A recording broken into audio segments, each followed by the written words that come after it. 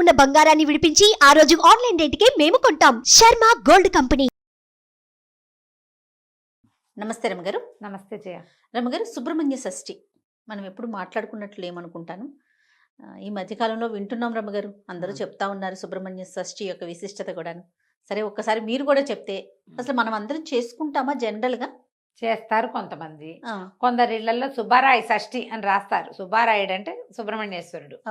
కొన్ని కుటుంబాల్లో చేస్తారు, కొన్ని ప్రాంతాల్లో చేస్తారు. ఈ షష్ఠి పూజా విధానం ఎక్కువగా తమిళనాట కనపడుతుంది. కంద షష్ఠి అది చేస్తారు, స్కంద షష్ఠి అంటారు. వాళ్ళకి ఎక్కువ మురుగన్ పూజా విధానం మనకంటే వాళ్ళకి ఎక్కువ కదా, చాలా ఎక్కువ. మనం ఎక్కువగా పోసే పాలు ఇవి. ఇక్కడ మనం చవితి నాడు పాలు పోసుకుంటాం.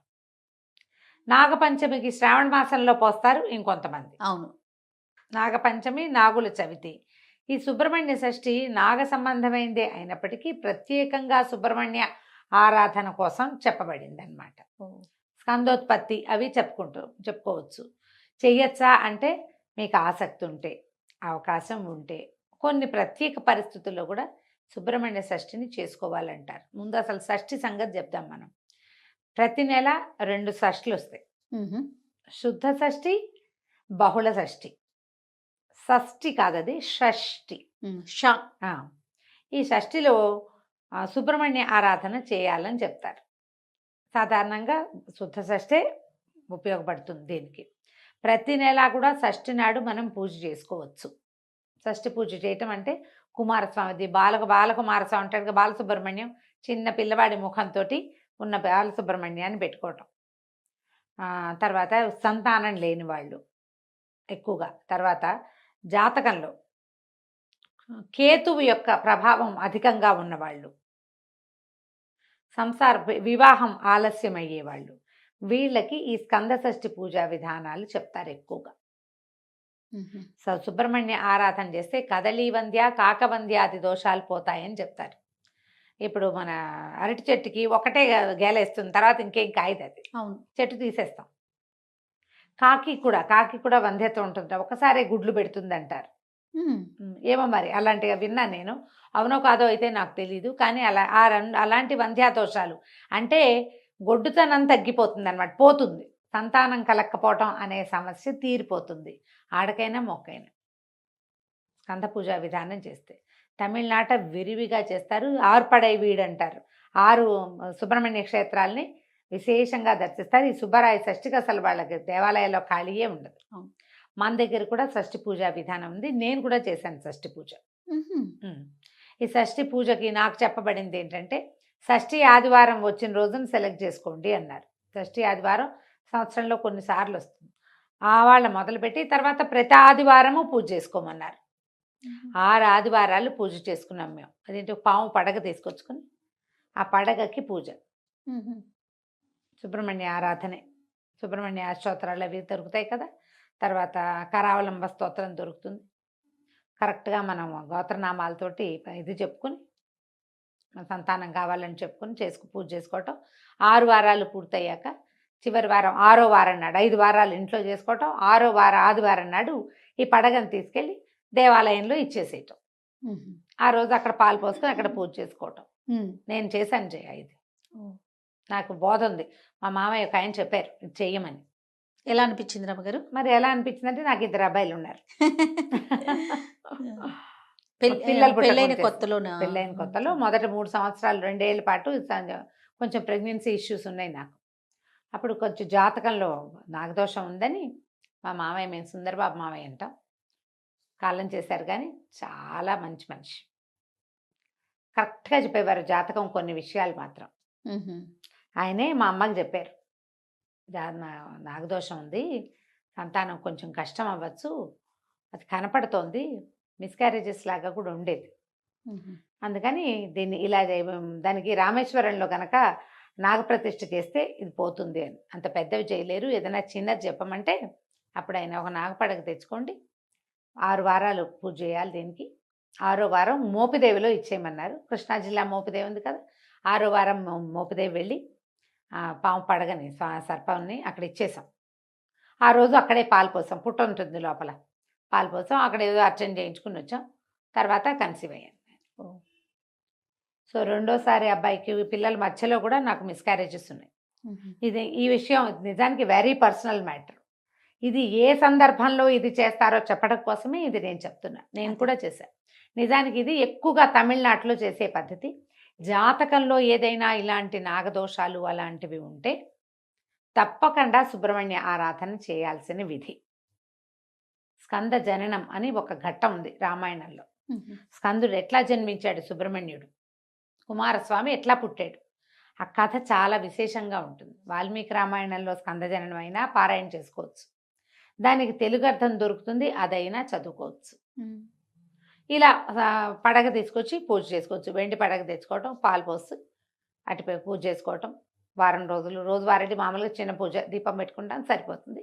ఈ ఆదివారం నాడు తెల్లటి పువ్వులతోటి అర్చించమని మాత్రం చెప్పారు ప్రత్యేకంగా. మిగిలినదంతా మేము మామూలుగానే చేసుకునేవాళ్ళం. అంతే అంతే మామూలు పూజ. ఈ తెల్లని పువ్వులతోటి అర్చన చేయమని చెప్తారు. 6వ రోజు ఇప్పుడు మన సమీపంలో ఎక్కడైనా స్కంద దేవాలయాలు ఉన్నాయి, సుబ్రహ్మణ్య దేవాలయాలు, సుబ్రహ్మణ్య స్వామి వెలిసిన దేవాలయాలు ఉంటే అక్కడ ఎక్కడైనా కూడా మనం ఈ 6వ వారం చేసుకోవచ్చు, పూజ చేసుకోవచ్చు. షష్ఠి ఆదివారం వచ్చింది, చాలా విశేషమైంది మొదలు పెట్టుకోవటానికి. ఇప్పుడు మనం ఇప్పుడు చూస్తున్నటువంటి సుబ్బారాయ షష్ఠి ఎప్పుడు వచ్చింది, మార్గశిర శుద్ధ షష్ఠి, సుబ్రహ్మణ్య షష్ఠి మనం ప్రతి నెల వస్తుంది. ప్రతి నెల షష్ఠిని మనం ఎలా చవితిని సంకటహర చతుర్థిగా చేస్తున్నాం, అట్లా ఇలా సంతానం లేని వాళ్ళు, పిల్లలు అవకరాలతో జన్మించే అవకాశం ఉన్నవాళ్ళు, తరచూ మిస్క్యారేజెస్ అయ్యేవాళ్ళు, ఏదైనా IVF లాంటివి ట్రై చేసి సక్సెస్ రేట్ తక్కువగా ఉందని భయపడుతూ ఉంటాం కదా, అలాంటి వాళ్ళు సుబ్రహ్మణ్య ఆరాధన చేస్తే గర్భం నిలుస్తుంది. ఎందుకంటే స్కందుడు విచిత్రమైన జన్మ కలిగిన వాడు, అసలు అది ఎక్కడా కనపడదు ఆయన లాంటి విచిత్ర జన్మ. ఆయన పార్వతీ పరమేశ్వరులు ఇద్దరు వాళ్ళిద్దరు వివాహం ఎందుకు చేశారు, తారకాసుర సంహారానికి శివ తేజస్సు నుంచి జన్మించిన వాడే తారకాసురుణ్ణి చంపగలడు. శివుడు అప్పటికి సతీదేవి వియోగం తర్వాత ఆయన తపశ్చర్యలో పూనుకున్నాడు. సతీదేవి హిమాలయ హిమవత్పర్వతానికి కుమార్తెగా జన్మించి ఉంది. ఆయన విరాగిగా ఉన్నాడు, ఆయన వివాహం చేసుకోడు. శివ తేజస్సు ఎలా కుదురుతుంది వీళ్ళకి, ఆయన ఎవరితోటి కలవకపోతే. అందుకని ఈ సతీదేవి పార్వతీదేవిగా జన్మిస్తే పార్వతీదేవితో శివుడికి వివాహం అయ్యేలాగా దేవతలు సంకల్పించి మన్మధుడిని ప్రేరేపించి పంపించారు. ఈ మన్మధుడిని అయితే కోపం వచ్చి శివుడు మన్మధుడిని దగ్ధం చేశాడు, కానీ కాలక్రమాన పార్వతీదేవిని వివాహం చేసుకున్నాడు. కొన్ని వందల సంవత్సరాలు వాళ్ళిద్దరూ కలిసి సంయోగంలో ఉన్నారు.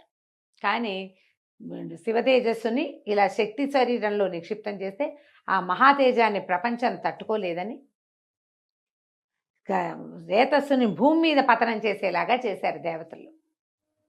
భూదేవి తట్టుకోలేకపోయింది దాన్ని. అగ్నిదేవుడు భరించాడు శివతేజస్సుని.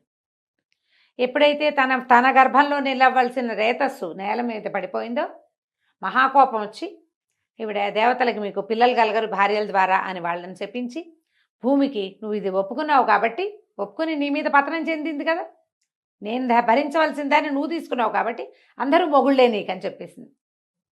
అందుకని ప్రతి రాజుని భూభర్త అంటారు.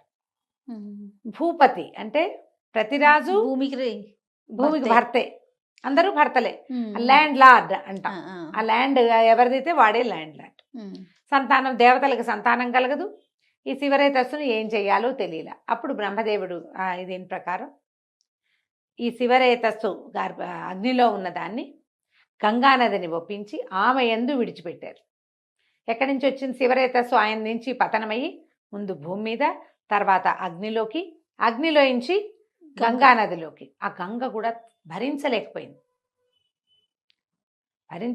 ఆ శివరేతస్సులోంచి రకరకాల ఇవి కూడా పుట్టినాయి. బంగారము, తర్వాత తామ్రము, రాగి, వెండి అందులోంచే పుట్టాయి. శివరేతస్సు నుంచే పుట్టినాయిట లోహాలు. అది అగ్నిలో పడేసరికల్లా అట్లా అది నీళ్ళలో పడేసరికి సెపరేట్ అయిపోయినాయి. అందులో ఉన్న ఇది ఒక్కొక్క రూపం చెంది అన్నీ సెపరేట్ అయిపోయింది. అయితే వీళ్ళు ఈవిడ నేను భరించలేకపోతున్నాను ఈ వేడి, నేను ఆవిడ కేకలు పెడితే గంగానది అప్పుడు ఏం చేశారంటే హిమవత్పర్వత పాదంలో విడిచిపెట్టమన్నారు. హిమవత్పర్వత పాదంలో అక్కడికి వెళ్ళేసరికల్లా అక్కడ మొత్తం అదంతా రేతస్సు తాలూకు దీనివల్ల పెద్ద రెల్లు పొదలాగా బంగారుమయం అయిపోయిందట. అక్కడ ఈ రేతస్సును వదిలిపెడితే అక్కడ ఇది ఇన్ని రూపాలు చెంది అక్కడ శిశు రూపం ధరించాడు స్కందుడు. ఎన్ని చోట్లకి మారాడో చూడు. ఇలాంటి పరిస్థితుల్లో ఉన్న జన్మించాడు ఆయన. అక్కడికి వెళ్ళి ఆయన శిశువు రూపం దాల్చాడు. దాల్చిన తర్వాత అప్పుడు కృత్తికలని నియోగించారు దేవతలు పిల్లవాడికి పాలిచ్చి పెంచడం కోసం. కృత్తికల చేత పెంచబడ్డాడు కాబట్టి కార్తికేయుడు అయ్యాడు. ఆ కృత్తికలు 6. అందుకని 6 దగ్గర పాలు తాగడానికి 6 ముఖాలతోటి పాలు తాగేటట్టు. అందుకని షణ్ముఖుడు. ఎంత చిత్రమైన ఇది ఉందో చూడు కథ. ఇలా అంటే ఎలాంటి విపత్కర పరిస్థితుల్లో అయినా కూడా సంతానం కలిగే అవకాశాన్ని స్కందుడిస్తాడు. అందుకని ఈ స్కంద షష్ఠిని పూజ చేసుకోమని చెప్తారు. అవకాశం ఉన్నవాళ్ళు, అవసరం ఉన్నవాళ్ళు, తప్పకుండా అలవాటు ఉన్నవాళ్ళు ఎలాగూ చేసుకుంటారు కదా, ఎలాగూ చేసుకుంటారు. అవసరం లేదు ఊరికే మనకి సుబ్రహ్మణ్యం మీద ఇష్టం. నాకు మామూలుగా సుబ్రహ్మణ్యం ఫోటోలు చూస్తేనే చాలా ఇష్టంగా ఉంటుంది. నాకు సుబ్రహ్మణ్య షష్ఠి చేసుకుంటాను, నేను దండం పెట్టుకుంటాను, రోజు కరావలంబం చదువుకుంటాము. ఇలా పిల్లలతోటి ప్రాబ్లమ్స్ ఉన్నవాళ్ళు ఇది చదువుకుంటే ఈ సమస్యలు అవి తీరుతాయి. దేవాలయ దర్శనం చేయటము. తర్వాత ఇప్పుడు ఇలాంటి ప్రాబ్లమ్స్ ఉన్నవాళ్ళు ఈ ప్రత్యేక సుబ్బరాయ షష్ఠే కాకుండా నెలలో ప్రతి నెల వచ్చేటువంటి శుక్ల షష్ఠి నాడు కూడా మనం ఈ స్కంద పూజా విధానాన్ని చేసుకోవచ్చు. ఇవాళ షష్ఠి నాడు మొదలు పెడితే ఆదివారాలు కూడా మనం షష్ఠి పూజా విధానాన్ని చేసుకోవచ్చు. మొదట ఇది మొదలు పెట్టుకుంటే తర్వాత ఇంకా ఆదివారం చొప్పున చేసుకుంటాం. ప్రధానంగా నాగదోషం, సర్పదోషం లాంటివి ఉంటే వాటి నివారణకే ఈ పూజా విధానము. స్కందచరణ పారాయణం అవి చేసుకున్నా కూడా చాలా విశేషమైన ఫలితం ఇస్తుంది. అవసరం ఉన్నవాళ్ళు చేసుకోండి అంతే. లేదా ఇది ఒక పర్వదినము, ఈరోజు నేను చేయాలంటే ప్రత్యేకంగా నిరాహారంగా ఉంటారు, తరిగిన కూరలు తినరు, దాంపత్యం పనికిరాదు. ఈ పూజ కనుక ఏదైనా చేసుకునేటట్టయితే ఇది పనికిరావు. ప్రత్యేకంగా దీన్ని ఎలా ఇవాళ సూర్యోదయం నుంచి రేపు సూర్యోదయం వరకు ఉపవాసమే, అన్నం తినకూడదు. నివేదన చేసిన ప్రసాదాన్ని తీసుకోవచ్చు. సంతానార్థులుగా ఉన్నవాళ్ళైతే ప్రెగ్నెన్సీలో మాత్రం చేయకూడదమ్మా. ఇది ప్రెగ్నెన్సీ వాళ్ళకి కాదు. సంతానం కావాలని కోరుకునే వాళ్ళైతే మాత్రం ఇలా ఏదైనా తిని పళ్ళో గిల్లో తినేసి తర్వాత పాలు తాగటము అలాంటివి చేయొచ్చు. తరిగినవి తినకూడదు. కొన్ని ప్రాంతాల్లో షష్ఠి నియమాలు చెప్తారు. అట్లా మీ ప్రాంతంలో ఉందో లేదో చూసుకోండి. లేదా అసలు ఇదేం లేదు, ఇదేదో మీరు కొత్తగా వింటున్నారు అంటే సాధ్యమైనంత చాకు పట్టుకుని కొయ్యకుండా ఉండండి.